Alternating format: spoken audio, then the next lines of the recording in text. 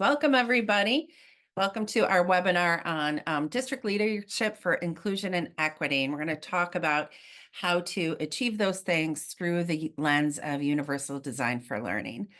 My name is Melissa Sanjay. I am an implementation specialist at CAST. Prior to working at CAST, I was a school leader for about 15 years of alternative high schools in the Boston area. Those are the schools for the students who dropped out or were pushed out of their high school, students who are 14 to 21. I have with me another implementation specialist colleague, Bill Wilmot. Good afternoon, evening, Monday, morning, whatever time it is where you are. Bill Wilmot, UDL implementation specialist. Like Melissa, I was also a school leader before I came to CAST at a 5 to 12 inclusive school and a K to 8 arts integrated school before that, and started my education career as a middle school math and science teacher. Nice. And we have brought along with us someone we've been working with out in Lemon Grove, California. Mariana, would you like to introduce yourself? Thank you. Yes, I'm Mariana Vincent, currently the superintendent in Lemon Grove. I've been an educator for over 25 years, started my career as a bilingual kindergarten teacher, eventually becoming a school site leader, a district leader, and now serving the beautifully diverse community in Lemon Grove. Nice, wonderful. Thank you for joining us. And Mariana is going to give us some insight into kind of how some of these ideas have taken place in her work in Lemon Grove and moving the needle for her students. So quickly, CAST, we are webinaring to you from CAST. CAST's mission is to lead, inspire, and convene a global community to design equitable, inclusive learning experiences through our universal design for learning framework. So that's the mission, and that's the vantage point we're coming from when we're talking about how do we use this UDL lens in order to impact equity and inclusion in your districts. Couple of housekeeping things. You'll see the bit.ly is on the bottom of these slides. That's where you can get into the slides, and both Bill and Patrice are dropping those slides in the chat too. And you can use that chat box at any time. You can introduce yourself, put your name in, let us know where you're coming from, maybe your role. You can use the chat box to ask or answer a question. You can share an idea. Sometimes people do little quotes of something that they heard that they liked or connection. Or you can use the chat box to hyperlink a resource for your colleagues. So in order to use it, you'll want to click that all panelists and attendees so that more than just the panelists can see your chat, so you can communicate with one another.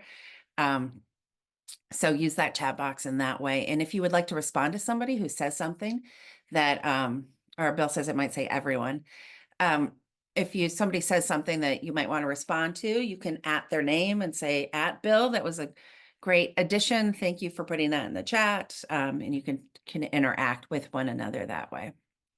Looks like we got Manchester, Vermont in the house. We got Monterrey, Mexico. Awesome. We're international folks. There was one other I saw. Grant coordinator and Mendocino County Office of Education. Somebody from Concord, New Hampshire saying hi to Bill. Nice. Welcome, everybody.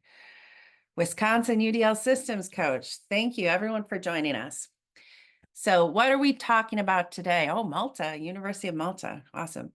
Our goals for today is to think about how to use UDL as a lens for improvement, to use our UDL school-wide implementation criteria, we call it the UDL SIC, towards school-wide improvement, and to introduce a draft of our UDL district guidance that is a companion to that UDL SIC.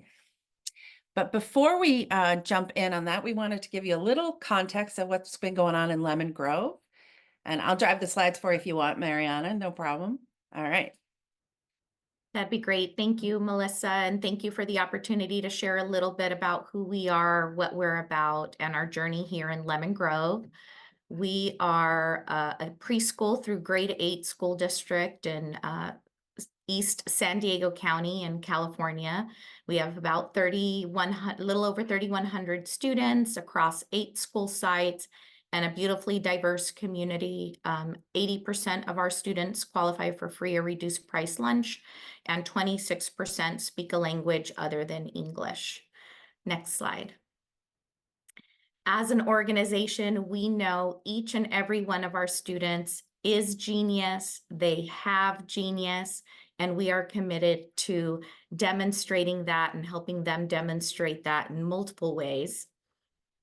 In terms of our story coming out of COVID, we took a really hard look at who we were as a system, what we needed to change in terms of our practices, and we dug into our data to see what some of the inequities were in our organization. And for us, there were 3 student groups that we knew that our system was not serving well. Those were, go ahead and stay back on that one slide. Thank you. Those were our African-American students, our multilingual learners, and our students receiving special education services. So coming out of COVID, we really honed in first on our work with culturally responsive teaching. We partnered with Goldie Muhammad and her work around cultivating genius to really interrogate our own biases, our own practices. And that's really where we started our journey a few years back. So next slide. That built out then into our district strategic plan. We wrote a 5-year strategic plan whose overall aim is to foster educational equity through multi-tiered systems of support. With those 4 key priorities, we were looking at student growth, staff growth, school community and connectedness. Again, coming out of COVID, that was really important for us to be intentional around our social emotional work. And of course, the operational systems that support the organization. Next slide. And this is a quote we love to share, that when a flower doesn't bloom, you fix the environment in which it grows, not the flower. Again, really interrogating our district practices and thinking about the system. And for us, really looking intentionally around instructional design and instructional practice coming out of COVID. And so our district academic focus this year is universally designed, rigorous grade level instruction, grounded in culturally responsive teaching. And again, we'd kind of started coming out of COVID with culturally responsive teaching. Then we layered in grade level rigor. And then 2 years ago, really intentionally, after looking at our data and seeing, you know, particularly our multilingual learners were not making the progress that we knew they were capable of. And so we knew our system was not serving them well.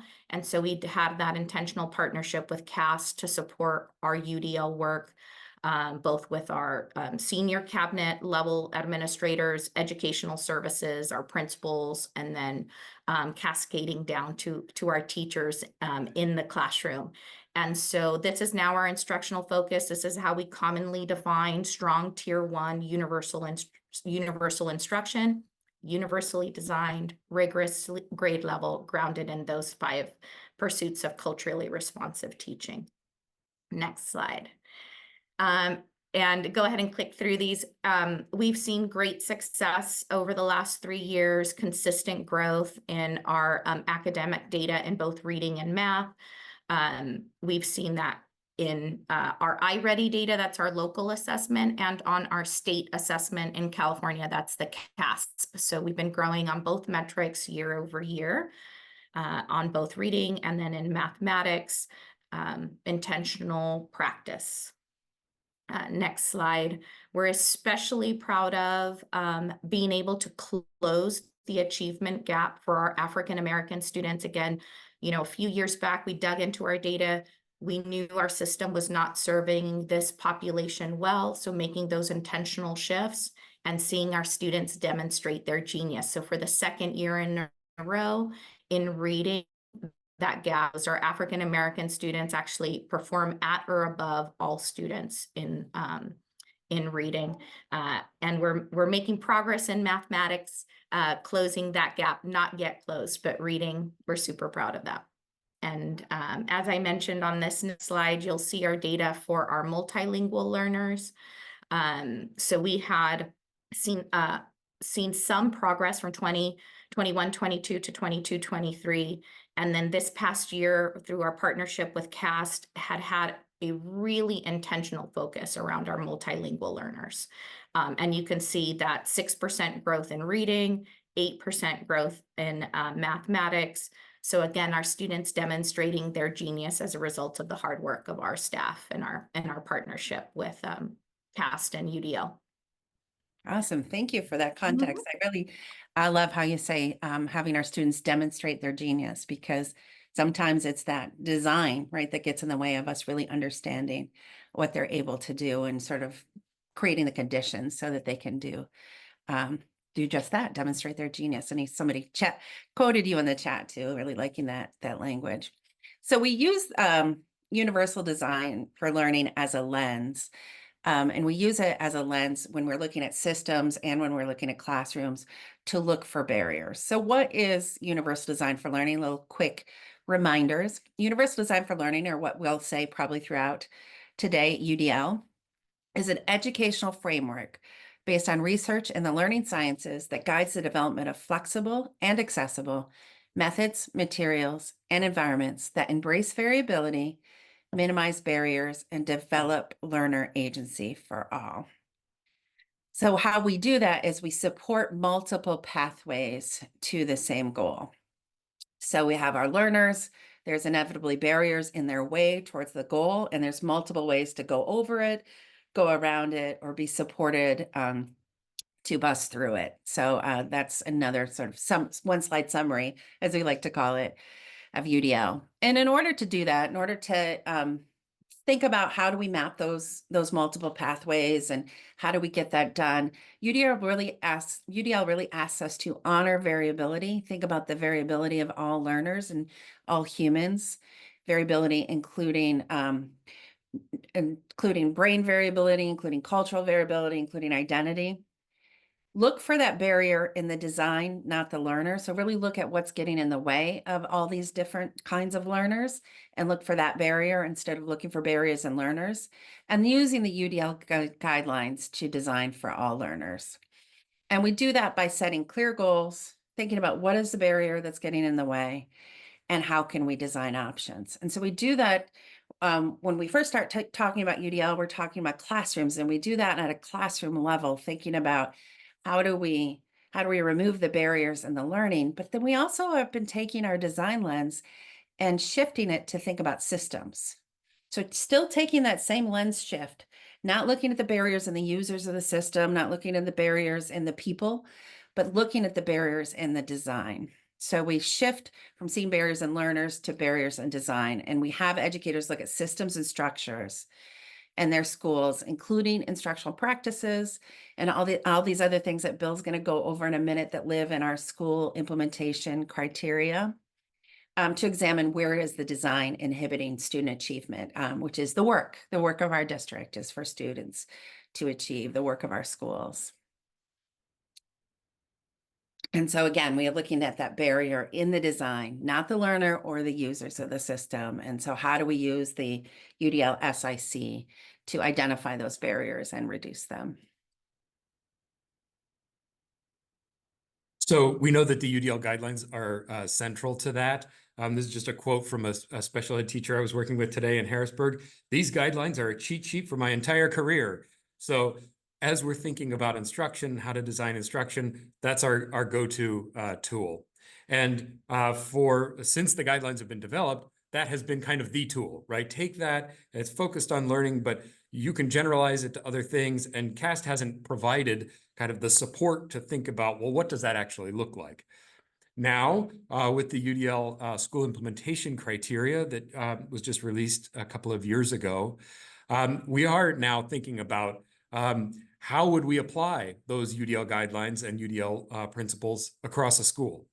And what are the necessary conditions to support UDL implementation, right? You can't just expect teachers, one teacher, great teacher in their own classroom to take it up and do all the work themselves. There are all sorts of conditions in the school that are necessary to support that teacher. And it also provides a school level team with kind of a roadmap, a way to assess, plan, design, monitor, and measure their progress in UDL implementation. So that's what the UDL school implementation criteria are. They're organized into 4 domains. And of course, at the center of that is teaching and learning. But then you have to think about what are all the things around the teaching and learning experience, right? Around the classroom that need to be in place to support teachers and educators of all kinds and students to be successful in the teaching and learning moment. Well, they include school culture and environment. They include leadership and management. They include professional learning. So those are the 4 domains of the school implementation criteria. There's a lot more to it. There are 4 specific elements under each of those that we're not going to go into. Across all of those domains and across the district guidance that we'll talk about in a minute, there are these cross-cutting concepts, which will look familiar to anybody familiar with UDL, creating equitable, inclusive, accessible environments. So that focus on environments. Honoring variability, reducing barriers and bias, designing for learner agency, engaging in data and empathy-driven iterative improvement, and fostering collaboration and collective ownership. So those kind of cut across whether we're thinking about classroom, school, district. So the analogy that I use is that the classroom is to the UDL guidelines as the schoolhouse is to the UDL school implementation criteria, right? So that's kind of our framework to think about how to structure things, how to improve at the school level. So one new piece that is not even released yet, but we're going to give you a link to the draft anyway, is the district guidance, right? We think that at the school level, and a lot of research shows that important implementation work happens at the school level because that's the group of people where, most everybody knows each other. They're working closely together. But none of that implementation work can happen without some factors being in place from the district, right? Without all sorts of supporting work in place from the district. And what I love about the way that Mariano was describing their work in the district was the clarity, right? Sometimes that level of clarity is not always present from a district about what are our priorities, what are we focused on. So we've organized this into these 6 district responsibilities that are really trying to answer the question, how does the district support schools to improve using UDL? So setting clear vision, expectations, and culture, challenging exclusive systems where they exist. I think of that as an ongoing practice, right? That's not a thing you do one time, right? And check it off the box. That's an ongoing practice. Engaging in accessible reciprocal communication, ensuring that we're hearing all voices, that we're creating the space where all voices are heard. Setting, planning, and monitoring goals at the district level, right? So coming up with a clear plan at the district level for what are our priorities and how are we measuring success. And then supporting and monitoring school implementation, right? Ensuring that schools are pursuing their own plans about growth and improvement. And then, of course, allocating resources for equitable growth. Each of those is defined in more detail. And if there's something that you're wondering about, it probably exists somewhere in those districts' responsibilities. And I would encourage you to dive into the draft. We have a resource slide at the end where you can see some of that. Communication, I think, is a key part of that first one, especially communicating the priorities of the district. What are we working on right now? So this next slide shows us kind of the district guidance is to the district as the school implementation criteria are to the schools, as the UDL guidelines are to the classroom. So it becomes a kind of comprehensive framework for looking at how do we use UDL as a frame for improvement. I love your SAT sentences, Bill. Is to, as, is to. But what I see when you were mentioning this part about communication being part of the vision, right? Similar to how the UDL guidelines sort of support each other and sometimes weave in and out of each other, the SIC does the same as does the district guidance. So they're hoping that all the parts work together towards the ultimate goal of UDL, which is learner agency. So what are Melissa we? and I have a nerdy hobby of, let's take a problem of practice and we can find every different dimension. We can find the school culture dimension, the teaching and learning dimension, the leadership and management, the professional learning dimension, because every challenge has multi dimensions to it. It's a fun game if you're willing. Okay, so what are we going to do with all of these? So that all of these things are sort of like our North Star. This is what it looks like when we look at the UDL guidelines. This is what we mean when we're talking about instruction towards learner agency. We look at the SIC. This is what we mean when we're talking about having school buildings and systems that encourage and support learner achievement and learner agency, and same with the district guidance. So what we've done is we've sort of built a improvement approach around that North Star, around that guidance or that rubric, if you will. And we've done it that way because we love this quote: every system is perfectly designed to get the results it gets. So if we have a pain point in our system, we have a pain point in our outcomes, we have to change the design if we want different results, because design predicts performance. And we're hoping that this UDL SIC and using this improvement approach can help educators really do that continuous improvement column on this slide. Learn fast to implement well, adapt solutions to fit their context.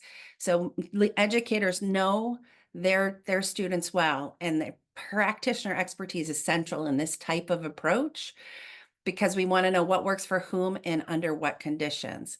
And we're trying to do that because we don't want to do a sort of recipe approach or traditional ed reform approach where we're implement fast and learn slow, or it has one size fits all, or the expertise is external and we're not really sure what works. So we're really trying to put together a process so that you can use this with your district and with your schools on the ground to make meaningful improvement because of the problems that you are trying to solve, much like Mariana told us around, these are the things that we saw as inequities in our system, and this is what was very important to us to address. So we're hoping that this process will help you with that. In this webinar, we're going to discuss, some key points of that process, but we also have coming up a longer nine session workshop series that will be a couple slides and that'll tell you about that. But we're going to use that workshop series to really help you dig deeper and really think about how do you use these things to move the needle for your students.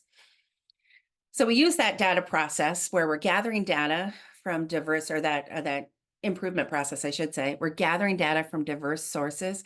We're going to say this a lot, but I like to say it every time I have the opportunity. We're going to center the learner for whom the system hasn't been working. So we're going to make sure to get that information from those students. We're going to analyze it and summarize the data and think about where are our pain points.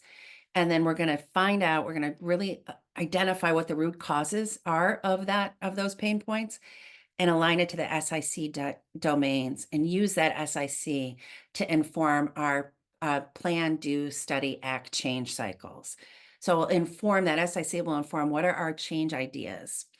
And then we take those change ideas and we put it in a PDSA cycle where we plan a specific change that we think is going to lead to improvement based on the information we're getting from the SIC based on our data. Then we're going to implement that change and collect data on the ground. We're going to review that and see if it's working. And then we're going to adopt, adjust, abandon, or change based on what we learned. And we can do these sort of loops, these PDSA cycles on the classroom level. We can do them in grade level teams. We can do them different ones across time. We can have more than one going on at the same time.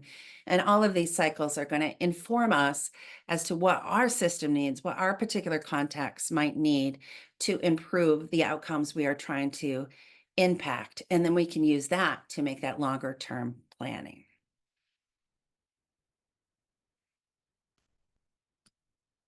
So this is our school-wide improvement leadership workshop series that's coming up, and there are 9 virtual sessions, and maybe Patrice can drop in the chat how to sign up, but Bill's going to take us through this process and think about, we're going to kind of dig deep into a couple of the steps in the process.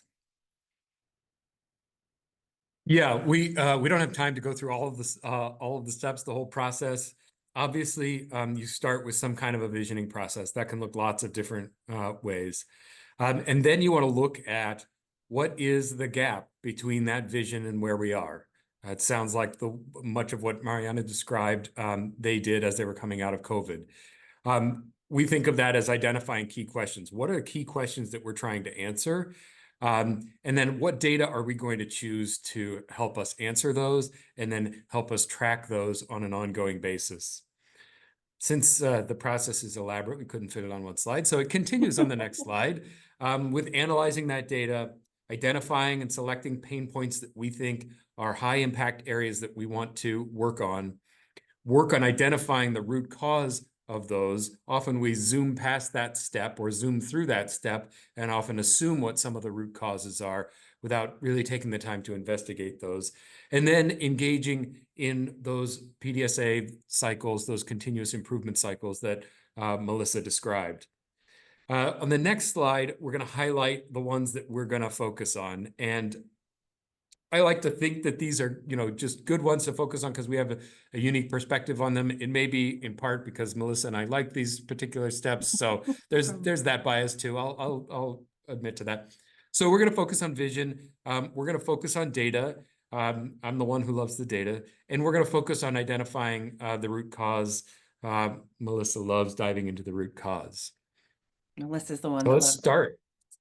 So vision and communication. So this is really thinking about what are we trying to accomplish and how can UDL and other initiatives assist us in working together towards our goal. We think this is really important. We take a lot of time talking about the why. And I know that the why is a running joke on teacher TikTok right now, but there's some neuroscience behind it that if you understand why you're doing something and it's relevant to you, you're going to be able to perform and have deeper learning. So when staff know the why, they're better able to solve the problems when things aren't working and be creative in that moment. And they're able to connect to the work, what's relevant to them and important to them. And this why really should be context specific as well, as we talked about, like really trying to help you customize some of these ideas and these processes for your particular district, because you and those that work in your district know your students and your context better than anyone else. So we wanted to get a little bit from give Mariana a little bit of time to kind of talk about how did that go at Lemon Grove? How did you communicate a vision for UDL? Yeah, I really appreciate that question, Melissa, and appreciate the continuous improvement framework that CAST has used to support it. It's very much how we've conducted work here in Lemon Grove. We connected with that broad vision, the why as you described it, which for us was a commitment to equity and particularly supporting students who'd been historically underserved. We had a board resolution on commitment to equity that was driving all of our work in the district and demonstrated that support at every level of the system. And I think for us, as I had mentioned, we started our work around culturally responsive teaching. Then we layered in grade level rigor, and then we layered in the work with UDL. And so it was important for us and for me as the leader to ensure that those things were connected to the other initiatives happening in the district and layering that work for our staff. So it wasn't one more thing. It was what we were working on. It was connected to our broader work around equity. And that was informed by the data that we were seeing. So, when we saw the progress that we'd made around our African-American students, we knew our culturally responsive work was helping with those instructional shifts. But when we saw the data for our multilingual learners, that was not demonstrating growth. We knew we needed to really anchor in that universal design in order to support our multilingual learners and our students in special education specifically. So that communicating the data, anchoring back into the why of our work with equity was really important in communicating that vision and ensuring that was communicated at every level of our system. So with our principals in our certificated staff, our teachers in the classroom, and even branching down to our classified staff. So at every level of the system, understanding what we were doing and why was important. Mhm. Yeah, and how it connected to them. I like that it's a really, your story is really grounded in data and thinking about not that our goal this year is to do UDL, but our goal is to improve these outcomes for these students. Here's one thing that's going to help us do that. We're going to do Cultivating Genius, and we're going to do UDL, and we're going to do rigorous grade level instruction. So all those things working together to impact the thing that Lemon Grove itself really wanted to solve. Yeah. That's awesome. Bill, you want to jump into data? Yeah, so Favorite? the next piece of the puzzle, the process that we want to highlight is data. And we put data and empathy together. To me, they're two sides of the same thing. On the next slide, we are the quote that I hope we're becoming famous for. Looking at data with a UDL lens is a hunt for barriers, right? We're always out there looking for barriers. And when we're using data, we can use it for all sorts of different purposes. In the improvement context, with a UDL lens, I think it's important to think of it as, what is it that's getting in the way? What is the data telling us that's getting in the way? At the district systems level, at the school level, at the classroom level, at the getting on the bus and coming to school level, right? So in so many different contexts. And then the next piece is kind of this side that I think brings it all together. This quote from Brene Brown, maybe stories are just data with a soul. So what I think we're looking for as we're looking at data is trying to understand the story of the people that we serve, the people that we work with, to understand, as Melissa said, those students who are historically marginalized. How do we put them at the center, and how do we understand their experience as a representation of the system, where it's working, where it's not working? So I will say a lot of this work is inspired by the book and the street data and the work of Shane Safier and Jamila Dugan. If you haven't read this book, you should read this book. It's a wonderful book. It's the best book about data I know. So we're going to watch just a brief clip here of the Australia Capital Territory, which is like Australia's DC, District of Columbia. So it's the territory, it's about 90 schools, and they have a very strong inclusion and UDL push going on right now. A central part of that for them are these student voice forums. So this is a little video about the first student voice forum they had. They were telling me about the second student voice forum that they have coming up.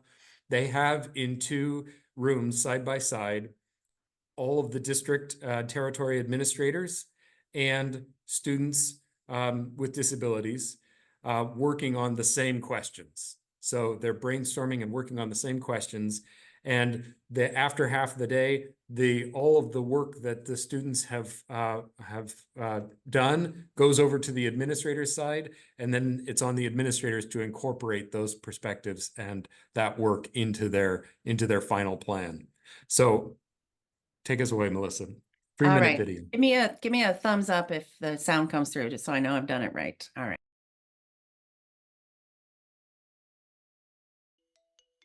Canberra Public School students gathered at Shirley Smith High School for the first Student Voice Forum.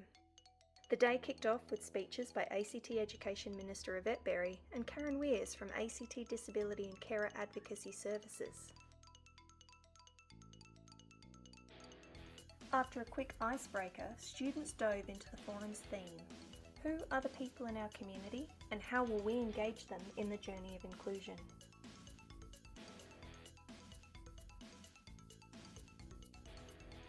Using a universal design for learning approach, students had choices in how they participated, recorded and shared their ideas. Tasks could be completed on paper, verbally or in digital format online. The The first activity invited students to identify and share their personal strengths and interests. Next, students reflected on their experiences to define what inclusive education means to them. Following this, they discussed the inclusive practices at their schools, sharing both successes and challenges, and identified areas where these practices could be improved.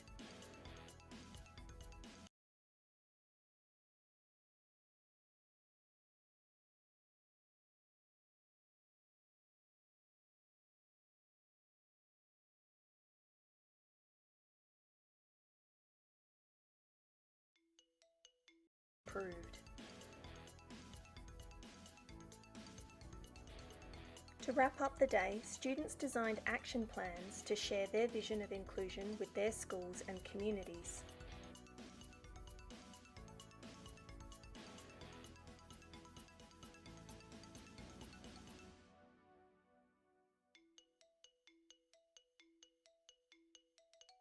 The strategy action for the Student Voice Forums is for children and young people with disability and their allies to have a say in inclusive education reform and to ensure that their insights are used to inform quality improvements.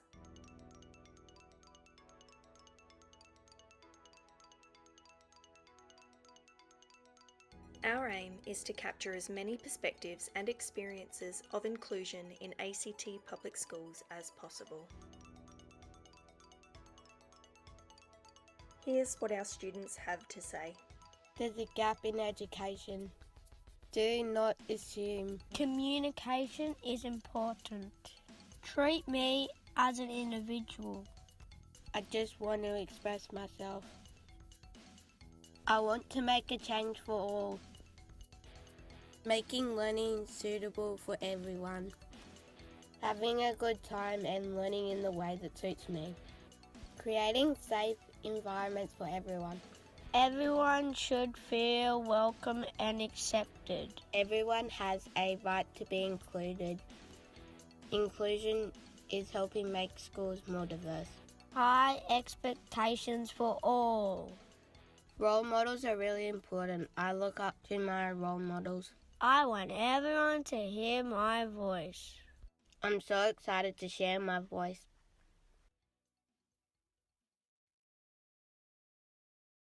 So when you are falling asleep at night and you're picturing a data meeting, you may not be picturing that, but I love that how they're capturing all of those voices and including learners in that process. I want everyone to hear my voice. So just to step back, and I'm going to run through this fairly quickly, there are lots of different data that we can be paying attention to, right? And so I put our data decision-making, what data are we going to pay attention to into kind of these three buckets. There are broad data sets and there are deep, right? So we can survey everyone, or we can do a one-on-one interview with one person and go really deep. There are inputs, what are we doing? And there are outcomes. And then there's quantitative and qualitative data. And there are reasons to focus on all of these. So I'm going to run through them quickly. The broad measures give you a big perspective on what's all the stuff that's going on. Deep measures allow you to go really deep with a group of people, with a potentially a marginalized group of people whose voice you really want to understand because you want to understand where the system is falling short. I use the canary in the coal mine metaphor, right? The canary in the coal mine was a literal thing, right? When the air in the coal mine was so toxic that the canary stopped cheeping, then you knew you had to get out, right? If there are students who are struggling so much that they are fleeing, that they're not coming to school, that they are being excluded from school for all sorts of reasons, we can learn from them. They help us identify barriers. Then we can be looking at inputs and outcomes. What are we doing? What are the inputs that we're putting in on one side, and what are the outcomes that we're hoping for? If our goal is to increase student engagement, we might be looking at inputs like student attendance or more teachers offering choice. But that's not what we're hoping for as a final outcome. We might be looking at an output of increased work completion or fewer students off task. But our ultimate desired outcome are things like students are persisting through challenges and students are making decisions about how to achieve a goal. So we have to be paying attention to which of those we're measuring. Sometimes we can get really excited about measuring inputs, but what we really want to be focused on are outcomes. It's really a way of holding ourselves accountable to an ambitious goal. And then finally, this quantitative qualitative discussion. Quantitative data is alluring. Everybody loves numbers. I was a math teacher. They're so compelling, and there are all sorts of good reasons to pay attention to them. And because on the next slide, they outline the key problems. They help us identify individuals or groups that might be struggling.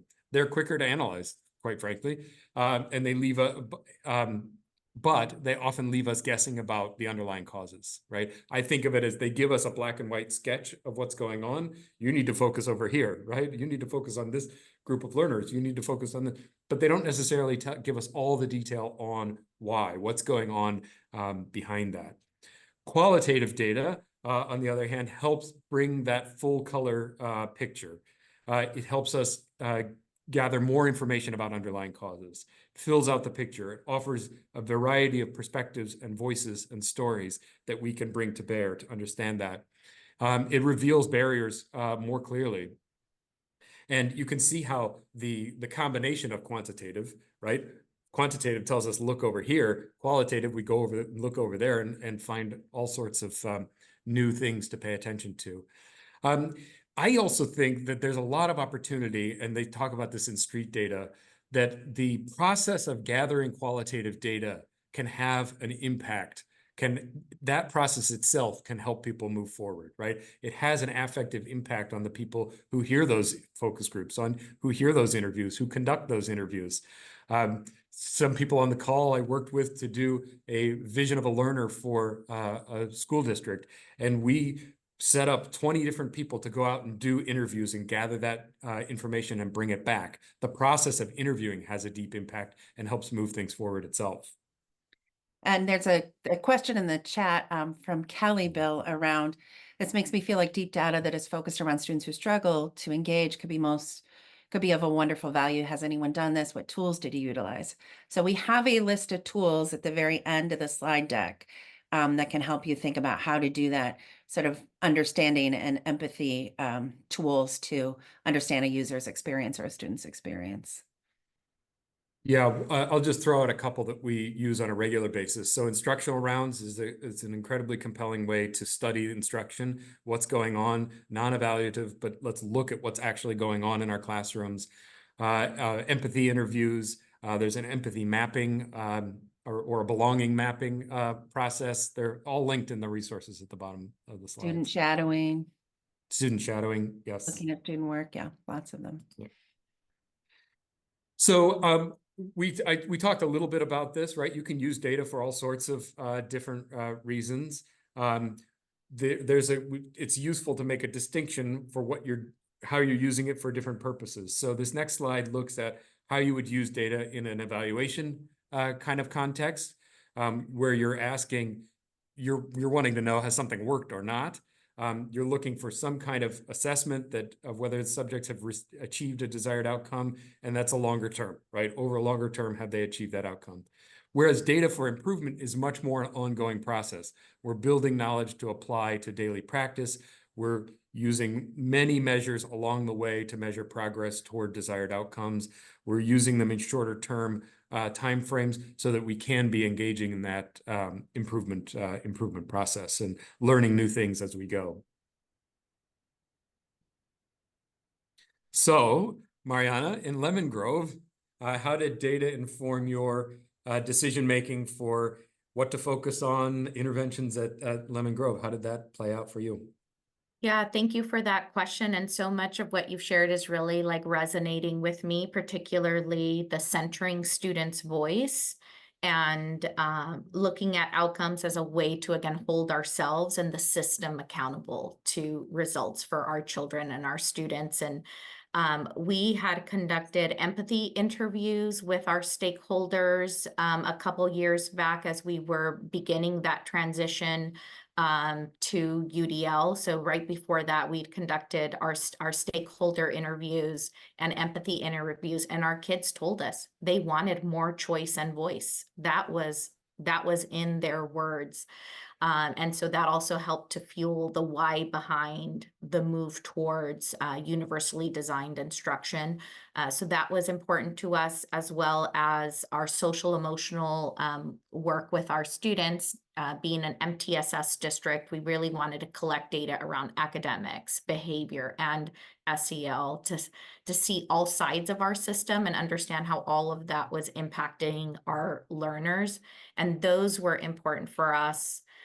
We use Panorama SEL survey as a pre and post, and digging into that data and looking at what our children were saying regarding their experience in our schools, as well as the things that they were challenged by, has been really insightful for us as a part of our journey. And then being able to do that at every level of the system with our district leaders, with our site leaders, and our teachers in the classroom. And as we've been engaged in the work with UDL, the data that our teachers really love and find most powerful to inform instruction and intervention is a student work itself, bringing that student work and then talking about the barriers that they're finding in the design of the lessons and what students might need support in. So that's been super powerful for our teachers, the student work analysis. That's awesome. And really thinking about how data can be sort of part of the process all along, right? We have some data to decide why, and then we take some more data to figure out where the barriers are. And then we use more data once we start trying to look for the root cause. It's like if we're always asking our students and always centering their voice, that helps us with the improvement process. Absolutely, yes. Awesome. All right, so Kelly, go ahead, Bill. one quick thing. Kelly is asking a question about an algorithm or platform for combining different sources of data, or combing, essentially looking at all of these different sources and how do we make sense of that. It's not easy. I wish there were something. We should build something. Their Panorama does have a platform that allows for integrating SEL data and academic data. It's fairly new, so I don't even know. I don't know anyone who's used it. And also there's a program called Get Alma, or I think it's just called Alma, but I'll look it up and put that in the chat. That is another platform for integrating data across multiple systems, but it is a challenging problem and takes time. Kimberly put one in the chat too, EDU Climber, possible options. Okay, great. Nice. All right, so the last part we wanted to zero in on is identifying the root cause. And the reason we wanted to zoom into that is because we want to make sure that we're grounded in data and that we're challenging our assumptions. So really digging down, we have this pain point, our data is telling us this isn't working for us. What's the root cause of that? So that could be a process by which you brainstorm all the possible solutions, you categorize them. It could be a process by which you ask yourself those 5 whys, but it's really slowing you down and not jumping to either your assumptions or solutionitis. This is a time where you could do your root cause analysis and really work with your team and go through it, and then stop and take it to the students and say, this is how we understand this problem. Is this how you understand this problem? To see if you're coming up with the same barriers. So many different community members can be involved in that root cause analysis. So how do you do it? You clearly define the problem. You're grounded in data. You brainstorm all the possible causes. And then using our SIC process, you categorize those within the SIC domains and elements. And then sometimes you might put it on this diagram called the fishbone diagram. And then next, what you do is you clean that fish, is you eliminate those causes that are outside of your control so that you can focus your efforts on things that you can really control. And then you identify a key change area. So you want to identify the most likely in change area, what's most important, what's highest leverage, and what do you have the most energy for, and then come up with change ideas. And those change ideas can come from research knowledge. What is the academic literature having to say about solving this problem? Or what do the SIC and practice ideas suggest? With practice knowledge, what do other teachers, schools, and organizations in the field, what have they done to solve this problem? What analysis of the problem, how does our analysis indicate that there might be a helpful solution? Or even design thinking or creative thinking, thinking about what new solutions we might design to address this problem. And then you put all of that into a theory of improvement. So sort of a general theory of improvement is, if we want to improve access and agency for all students by the implementation of UDL school-wide, we must improve our practices in those 4 domains: in school culture and environment, teaching and learning, leadership and management, professional learning, using best practices from the SIC. And then your change idea is sort of what a good way to do that could be. So an example of one that's more specific and filled out could be, if we want to improve performance on open response questions in math, we could choose any of these 4 domains. As Bill and I said, like, our little parlor game is to think about how each of these different domains could impact that problem of practice. But in this case, we're going to start with teaching and learning. So we're going to improve our practices in teaching and learning by, and this is one of our SIC elements, intentionally designing learning experiences using evidence-based high leverage practices to address learner variability and reduce barriers. So that's a mouthful. There's a lot embedded in that. So what's our one small change idea? We're going to use a UDL looking at student work protocol and a PLC to identify the barriers. And I didn't even hear Mariana's answer before I wrote this, but it sounds very close to kind of what they've been doing in Lemon Grove in terms of using those looking at work protocols to identify those barriers. So again, you really want to drill down on what that root cause is, because you could be spinning your wheels finding solutions to things that aren't really the root of the problem. So you really want to take that time with your community, make sure you're right before you start identifying those change ideas. So Marianne, is there anything else you have for us to talk about how you support teachers to go about understanding the root causes behind those achievement gaps and those disproportionate outcomes? I think what just stood out to me as hearing you close there in that previous slide was how important it is for the people who are charged with finding the solution to be the ones a part of the conversation to determine what that solution is going to be, right? So our teachers are the ones that are having to implement these things in the classroom. So they're the ones having to have those conversations together. And for us, our structure has been with a dedicated instructional coach during job embedded professional PLC time. So they're looking at that data. We have a 3-week cycle for that. And our coaching model has now included those intentional questions to address learner variability and barriers specific for the student populations that we've tried to be intentional about. So what are the barriers you're going to anticipate for your multilingual learners? What barriers might your students in special education experience? And then planning for those pieces. So that's the only thing that's coming up for me at this point. Nice, great, thank you. Bill, should we try our problem of practice brainstorm? Sure, let's dive in. It may help address, so Kelly's raising a question of that sometimes this is kind of a chicken and egg thing. And this you're pointing to exactly the kind of thinking that Melissa and I do when we think through these problems. Is there a school culture issue around teacher collaboration that we should be focused on first before we can even have an effective PLC that's going to be able to do the work that Mariana was just describing? Or is it about capacity of the coaches? Do they have what they need to be able to lead those? So lots of different places to start, right? It's never just one place to start. And we'll probably come up with several root causes, right? And as you said in your example, one root cause is dependent upon another. We have to do this first for this right. to be effective. Yeah. Right. Makes me think of that quote, how do you eat an elephant? One bite at a time, right? Just one foot forward. Yeah. So Melissa and I are throwing out a chronic absenteeism problem of practice that is real, comes right from a district on the California dashboard.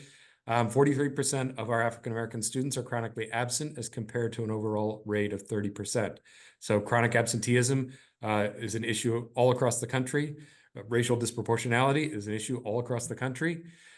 So Melissa, Mariana, come into the conversation. Where would we start with vision and communication? Or put in the chat if anyone Or throw ideas in the chat. has any ideas. Well, it makes me wonder why, right? So like I think about, you know, having those conversations with our African American students and families, you know, who are chronically absent, like, you know, what are the barriers? What's keeping you out of school? To better understand, you know, those root causes that you were talking about before stepping into solution finding. Yeah. Yeah. And I would think that making little hypotheses can help sort of focus your data gathering. So maybe a hypothesis is I don't feel like I belong. It's a belonging issue. So then you do a school culture survey about belonging. You do some empathy interviews about belonging. Then maybe you have another theory and you check that out with your data gathering. Right. Kelly's throwing in transportation systems. Let's look at the transportation systems across our various neighborhoods. Are they all equitable? Right? Is that an issue? I would want to include in that interview information about what classroom life is like and sense of belonging and engagement in classroom life. Susan Shapiro is bringing up representation in curricular materials, right? We might want to investigate that. So there are lots of different avenues to investigate. To me, this is why the taking an improvement approach is so important. We can do little things to investigate all of those. We don't have to come up with a grand plan all at once and implement that whole grand plan. We can be growing as we investigate. Right. And learning and knowing more. And we don't get stuck on a road, right? As opposed to here's our recipe for the next 5 years. We're not stuck on that road. We can continually get more information and choose differently and make new moves. Yeah, there's a measure of like curiosity to that, right? Wanting to know more and learn more about our system, right? To remove those barriers in our system for our children. Yeah. Great. Yeah, curiosity about the system and curiosity about the people in the system, right? And their experience of it. Mm-hmm. And all the people, right? There's so many users of the school system, community members, parents, teachers, paraprofessionals, all of them. All right, well, we're getting close to the end here, so I would take a minute to say thank you to everybody. Thank you so much, Mariana, for joining us. It's been so great working with Lemon Grove and so happy to have you. I wanted to do a little plug for our UDL Guidelines 3.0 webinars. So there's a bit.ly there if you want to sign up for those 3.0 webinars. There's a couple series. So if you sign up for the series, you'll get recordings from things that have already happened. So if we're going to have the second in the series of one of them tomorrow, but you'll get the recording for the first in the series if you sign up. And then our school-wide improvement leadership workshop series. So we're going to try to take people through this process over a span of 9 sessions, about 8 to 9 months long. So if you would like to register for that, it is in the chat, Patrice, she's on it. It's in the chat. So you can click on that if you'd like to register for that. And then we have many, many resources at the end of this slide deck, resources for 3.0, the SIC, the draft of the district guidance, and then the qualitative data tools are in the slides below. But I think that link will take you to those slides below. All right, any last words, Bill? No, wonderful. Thank you, Mariana. It was wonderful to hear your story, hear the Lemon Grove story, and weave that into this improvement process. So thank you for contributing that. And thank you guys for your partnership. We would not be as far along in this journey without the partnership of CAST. So thank you.